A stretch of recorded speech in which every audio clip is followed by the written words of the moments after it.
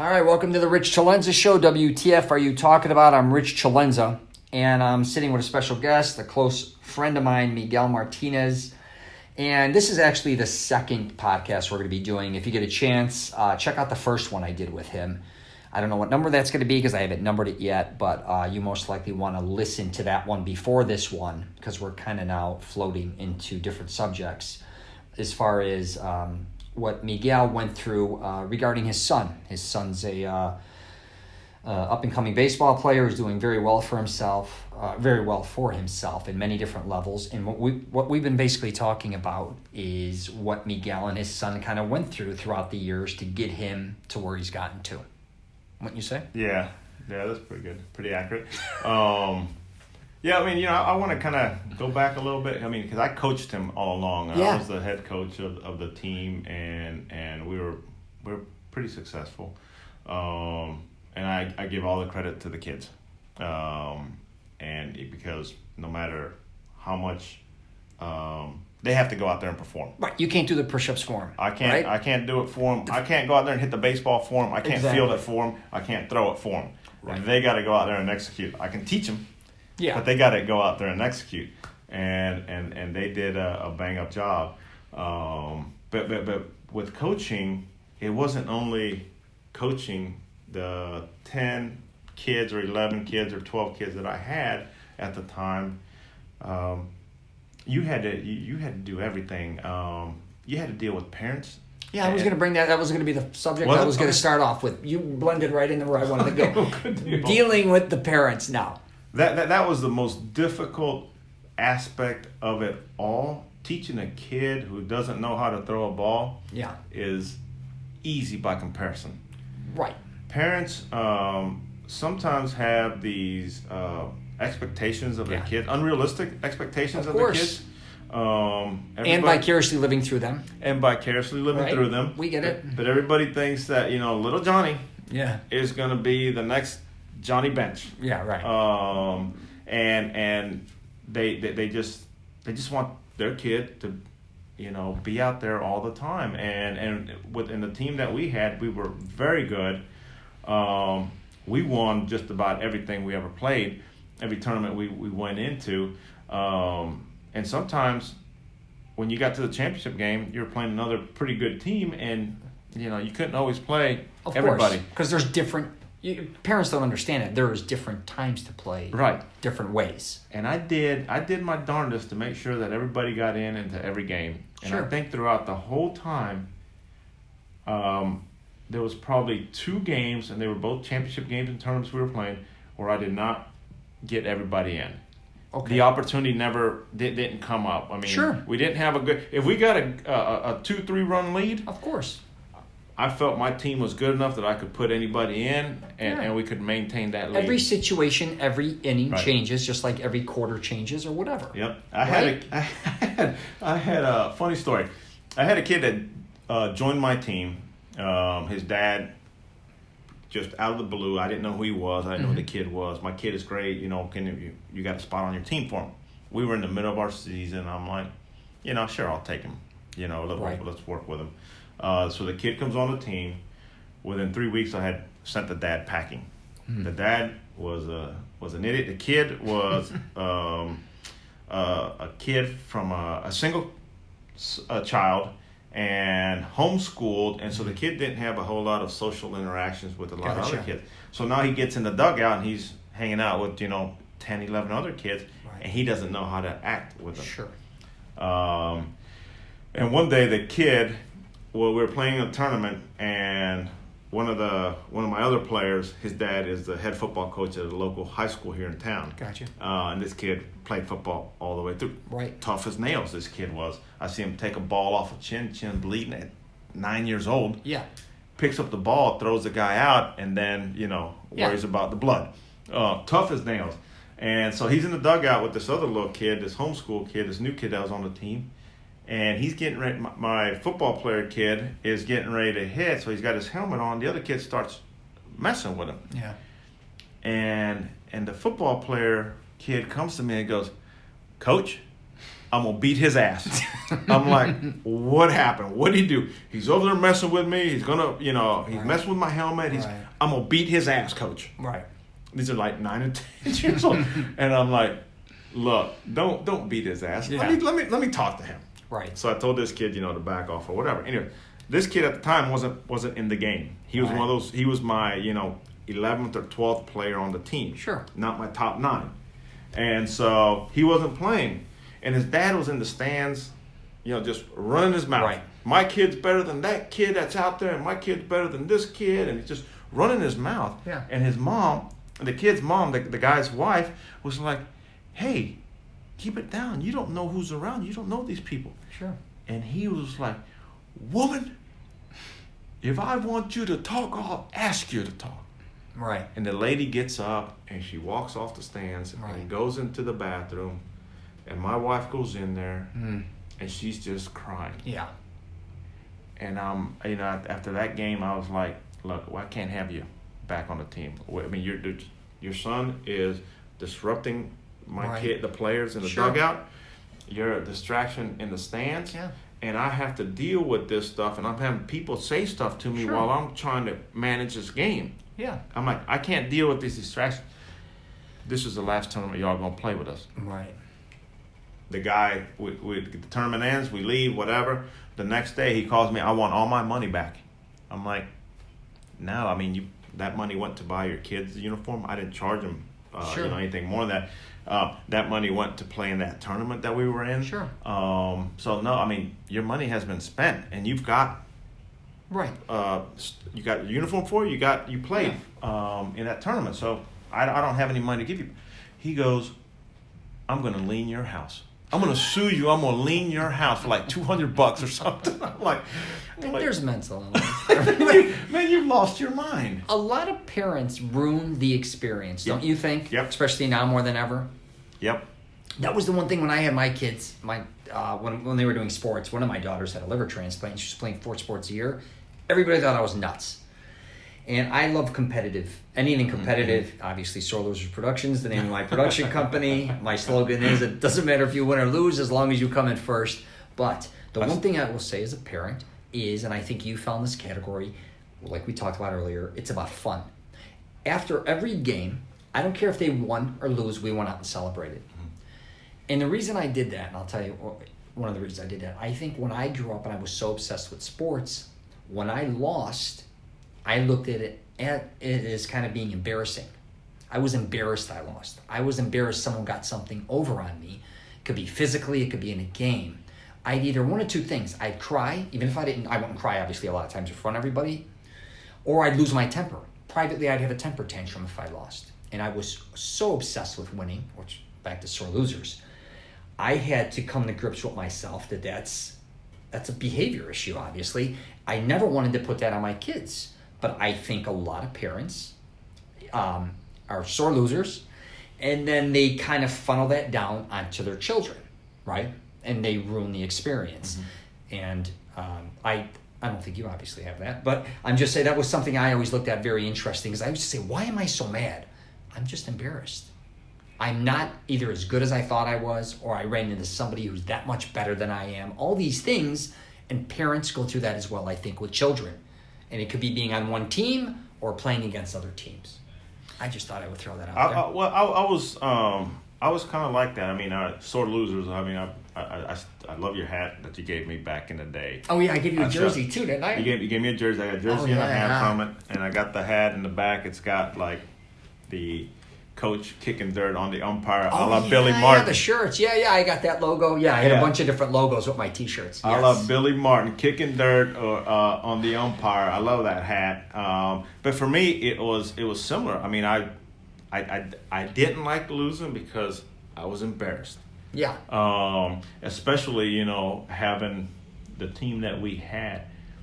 We should have won everything. Now, obviously, sometimes you're not going to perform. Yeah. A pitcher could have a bad day. Right. Someone, who knows what could happen? Somebody gets hot or somebody gets injured. Right. Again, you're back to that. But hardly ever did I feel that I was outcoached, or me and my coaches. I mean, we had a good coaching. I mean, I'd say Your I was ensemble. out coached. Right. We had a good group Foundation. of guys that knew the game, and we got the best out of our kids.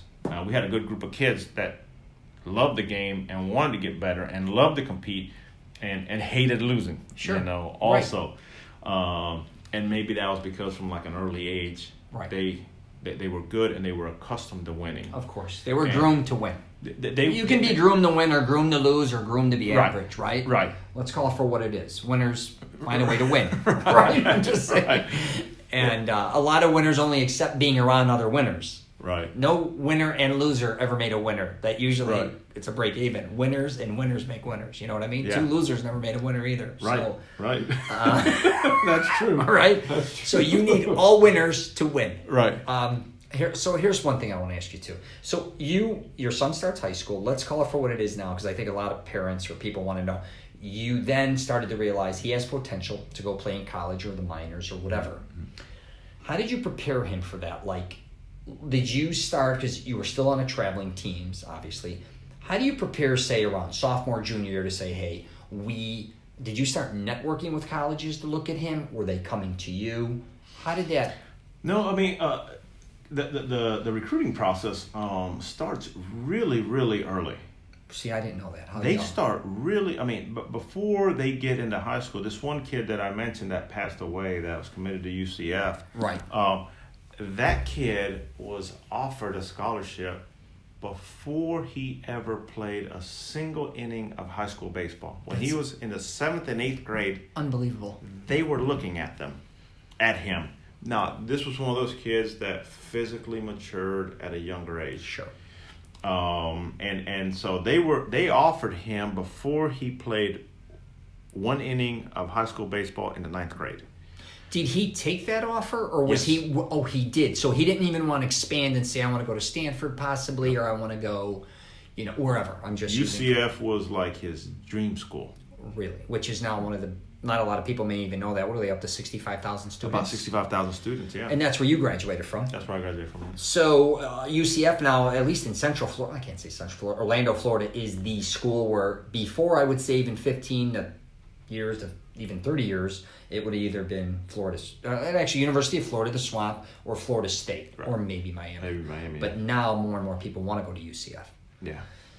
All right. So how did your son, though, were you getting hit up by other colleges or high school? Early on, no, because again, he was undersized. He liked to play. He liked first base. Right. He was good at it, really good at it. And he was a great hitter too for his size, he was right? a really good hitter.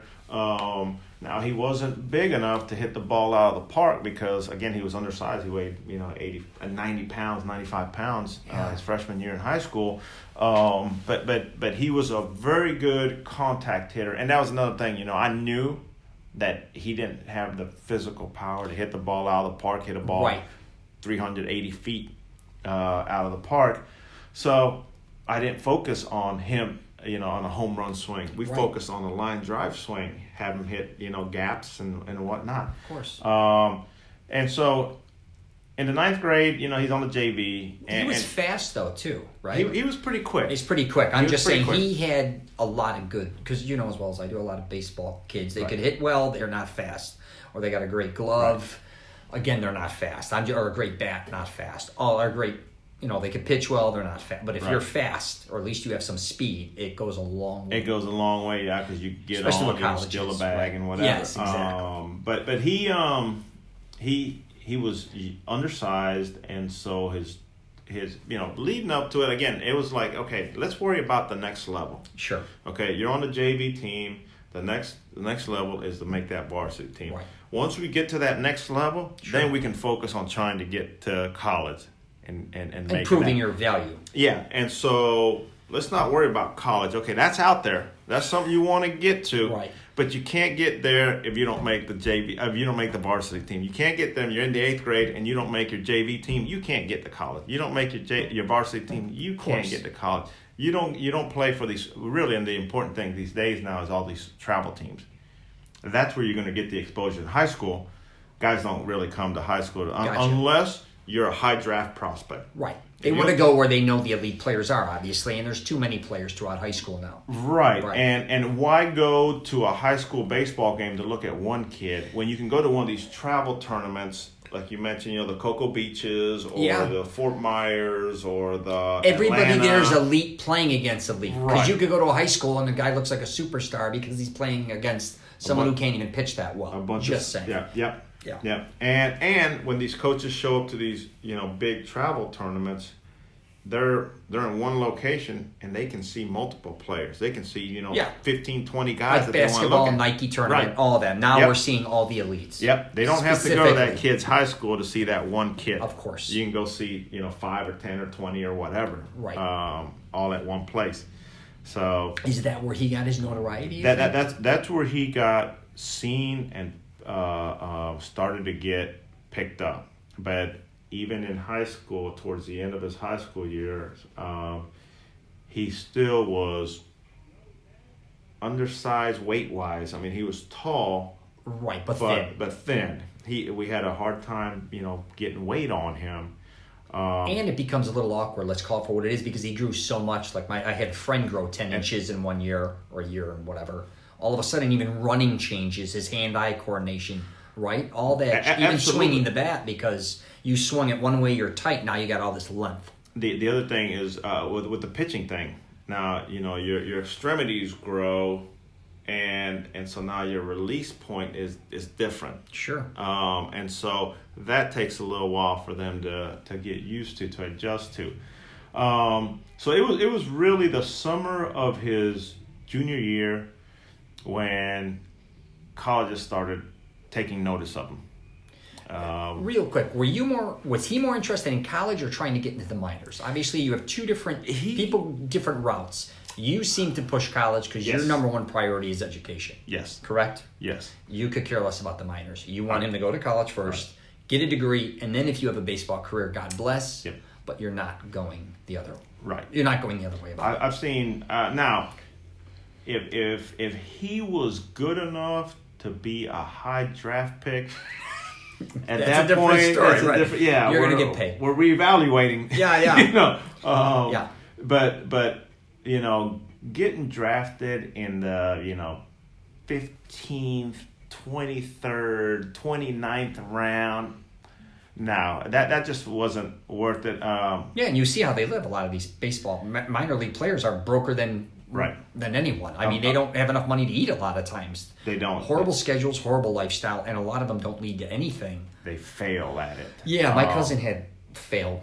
One of them that was really, really good at baseball. I don't know how far he went, and it was quite interesting because then you don't have the education backing you. So go ahead. And that's the thing with us. I knew he didn't have a chance of getting drafted anywhere where he would be able to provide for himself if it didn't work out. Right. So it was, we're going to go to college. We're going to get that education. And he agreed to that. Yes, he did. Right? Yeah, he did. That's the type of son you have, though. That's a lot of kids may fight their father on that and say, no, I want to do this instead, right? Right. And again, my job as a parent is to guide him and,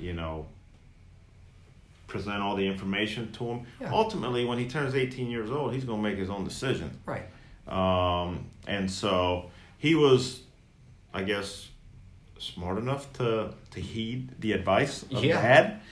And your wife, obviously. And like you said, you know what I mean. And like you said, some kids the foundation. But you have an incredible family. You've got great brothers. You know what I'm saying? He had a lot of kids end up sometimes mixed up, I think, because of just the environment they're in, just in general. You may have even good parents, but it could be the other environments. In your case, your son's so well-grounded, so well-loved, and just has a great foundation around him from high school, grade school, obviously. And so he realized that, that was probably the best route to follow was the college route. We didn't pitch much growing up. He didn't pitch much growing up because I was trying to protect his arm here in Florida. there's so many kids, and you hear it about, all over the country where kids are having Tommy John surgery at, 12 years old, 10 years old, and it's like because they're overthrowing, they're not, and I looked at it like, I knew that the way that he was going to extend his baseball career was going to be pitching. He's a lefty. When did you realize that? Junior year? Senior year? I realized or did they start coming to you and them saying, hey, no, we want him to, the scholarship is if he becomes a pitcher, or how's that work? No. I realized, probably once he started growing and I knew he was going to be tall, and I realized that then he still wanted to do both. He still wanted to hit and he still wanted to pitch. He wanted to do both. So in high school, when he got to his senior year, he would pitch one game during the week, and then he'd play in the field the other 2 games that week. Gotcha. And he still wanted to do that. He went to college. They when he was being recruited, he was asking the coach, hey, I might go. You give me a chance to do both, and they're like, yeah, we'll give you a chance to do both.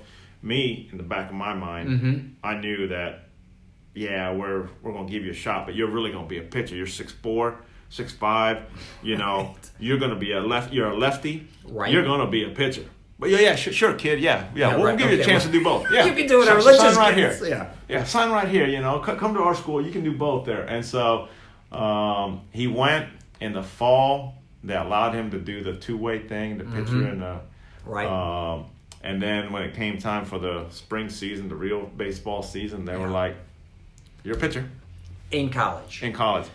And so I talked to him when he told me.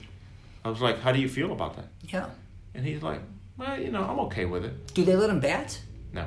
Okay. I didn't know in college if you can pitch and bat. It's kind of like, You can. Of course, but they don't want to risk it. They don't want to risk it. You're going to be a pitcher, and that's it. You're going to pitch. And so I asked him, how are you with that? I'm okay with it. I'm like, okay, that's fine, because as long as you're accepting of it, you need to go. And things may change in the future, too. Who knows as he gets bigger, stronger. And now he's like, no, I just want to be a pitcher now. So 2 years later, fast forward 2 years later. So he's a sophomore now? He's a sophomore now.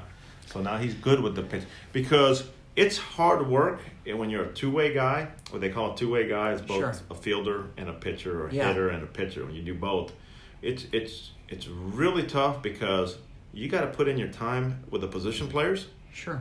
You got to go out there and take ground balls and take batting practice and everything else.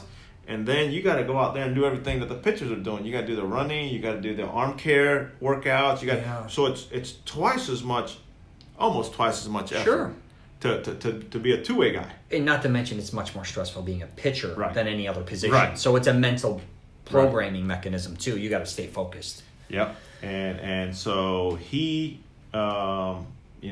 became okay with it. And now that's all he wants to do now. He don't care. I'm like, hey, you want to go hit in the cages? No, a pitcher. I'm like, okay, fine.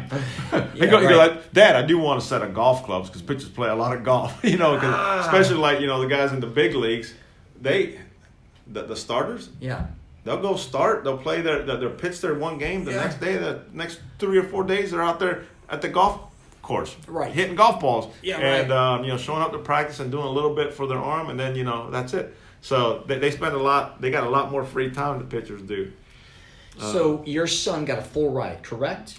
What did he get? And what university did he go to? He got offers from Division II schools. A lot of Division II schools coming out of high school, and he's like, I don't want to go to Division II. I want to go to Division I. Gotcha. I was like, well, there's not a whole lot of that out there. Gotcha. And the 1 or 2 that is offering you just want you to pitch, and you want to be a 2-way guy. This was before he. Sure. And so there's D2 schools that are offering you, and he didn't want to do that.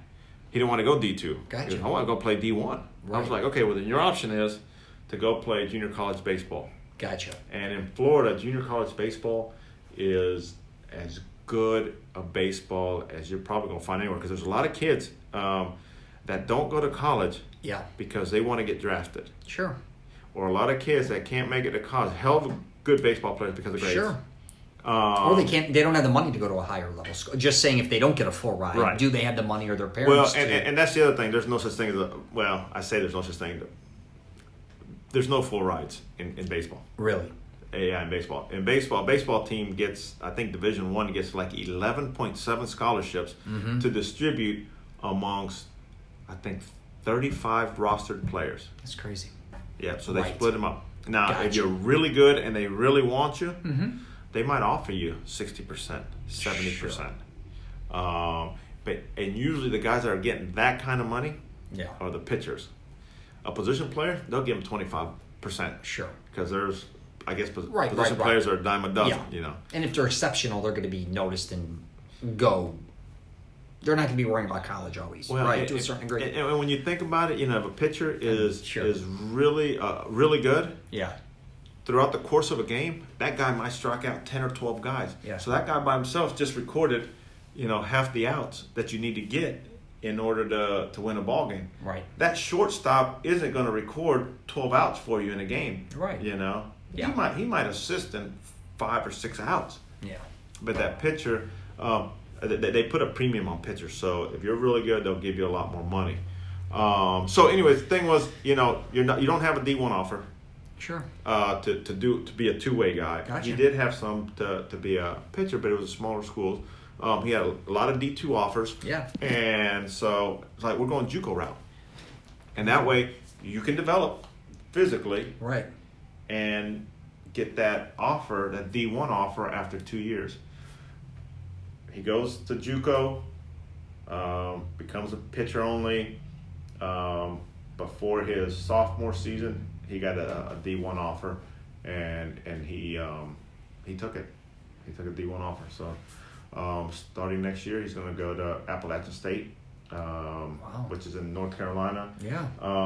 And Quentin has, I think he's just scratching the surface physically. I think he has a lot more room to grow physically. He weighs about 180, 185. And I'm telling him, dude, you get to 225, Be a beast. you'll be a beast. He's topped out at like 91, 92. Yeah. He sits at around 89, 90. If he puts on, 20, 25 pounds of muscle, I don't see any reason why he can't throw 95, 96. Yeah, I believe it. And he's got the frame for it. He's got the frame for it. Right. You know, like you You guys are big men. He just got the hasn't frame. became a man. Yeah. It's almost like you see college basketball players sometimes that first year out into the NBA or first 1 or 2 years, and then before you know it, 3 or 4 years in the NBA, they just fill out. Yeah. And that's him. I think he's got a lot of room to grow. Nice. Did you ever consider coaching beyond just him as, say, like a retirement plan, or anything like that, or you did your thing with your son? Well, I did it for him, and when he got to high school, I stopped coaching him. He went to Bishop Moore, and I still wanted to continue coaching. Yeah. I did not want to coach him at the high school because high school sports, generally speaking, is very political. Yeah. And then there's going to be people talking, the only reason Sure. he's getting it is because daddy's coaching and yada, yada. Yeah. So I stayed out. I still want to continue coaching. Right. So I ended up coaching at a high school where we were not in the same, Bishop Moore was not in the same classification, so we never really ran into each other. That's crazy. But yes, I ended up coaching high school. I coached high school for probably 5-6 years. Wow. Here locally. 2 of those years I was a head coach. The rest I was assistant. Loved the assistant coach. Yeah. I just show up, Yeah. do my thing, and I leave. The head coach has to deal with dragging the field, dealing with the parents, dealing with fundraisers, dealing with these high school kids who are acting up in school, and you know what. I mean, I'll just show up, do my thing, go home. Right. And then after about his last 2 years of high school, his last year of high school, I was like, I'm done. Yeah. I've got to see him play. Yeah. Because we had a lot of conflicts between our games and his games, so I missed a lot of his games. Of course. Because I was coaching at the other place, and I was like... And he had a great year, right? He They had almost a really won good year. state, didn't they? Would they take second? They were runner-up in state. Yeah, so that was a great year. And that helped as well. Let's call it for what it is. His last 2 years, absolutely. Yeah. His last 2 years, they finished the junior year they finished in the Final Four, lost in the semifinal game, so they finished in third in the state. The following year, they lost in the championship game. So it was a good run for them. Good couple of years though. Good couple of years for him. Very memorable, time for him. A lot of fun times when he played with the travel ball team. That where he really got seen. That travel ball team is a team down here called the Orlando Scorpions, which is one of the best teams in the country. Right. Nationally, that team competes very well with everybody. Right. They won a national championship, a travel ball national championship that year.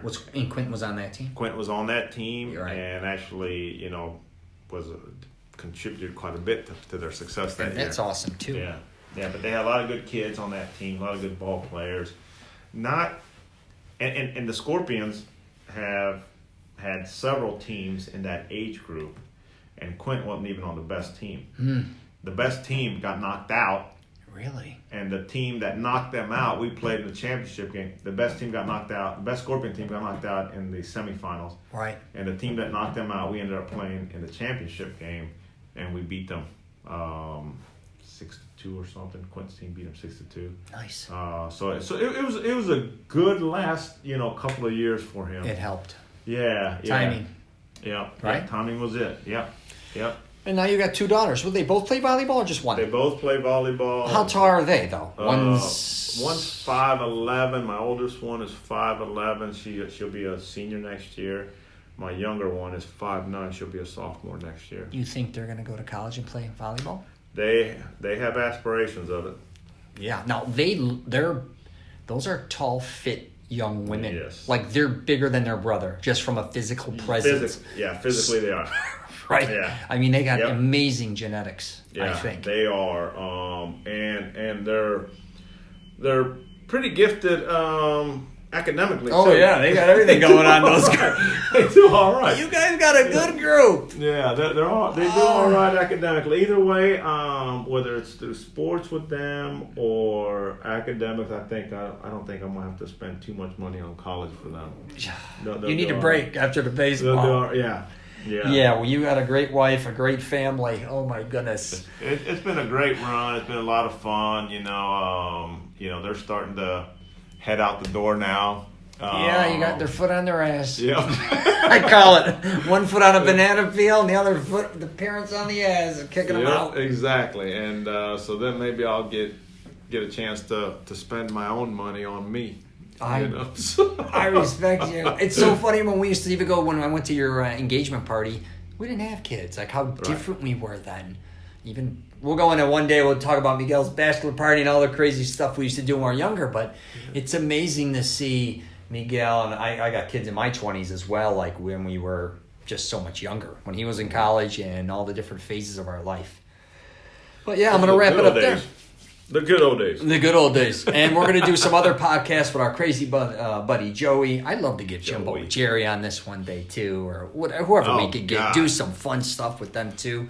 Just a bunch of guys we used to hang out with. But this is something I've been wanting to do with you for years. And I hope people found it interesting. I find it absolutely interesting because it's a real... What you went through with you were a father, a coach, a mentor. You were so much more than... You just had it all going on. And you did it the right way, I believe, as a parent, which is amazing in itself.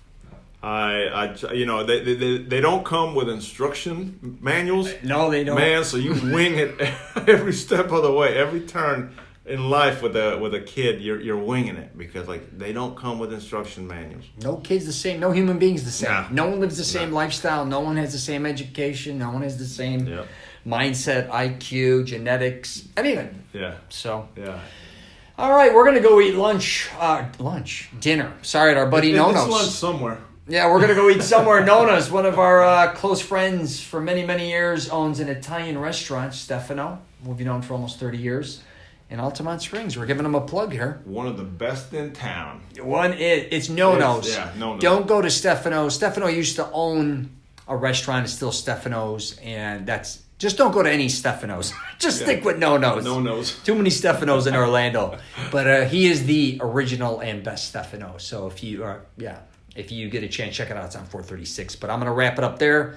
I'm Rich Celenza. This is basically the Rich Celenza Show. WTF are you talking about? My guest was Miguel Martinez. His son is Quentin Martinez. We don't know where he's going to end up in the future. Hopefully, wherever he wants. That's all we care about, right? If you get a chance, check out my YouTube channel. It's just my name, Rich Celenza. I'm on LinkedIn, Facebook, Twitter, and Instagram. So anything else?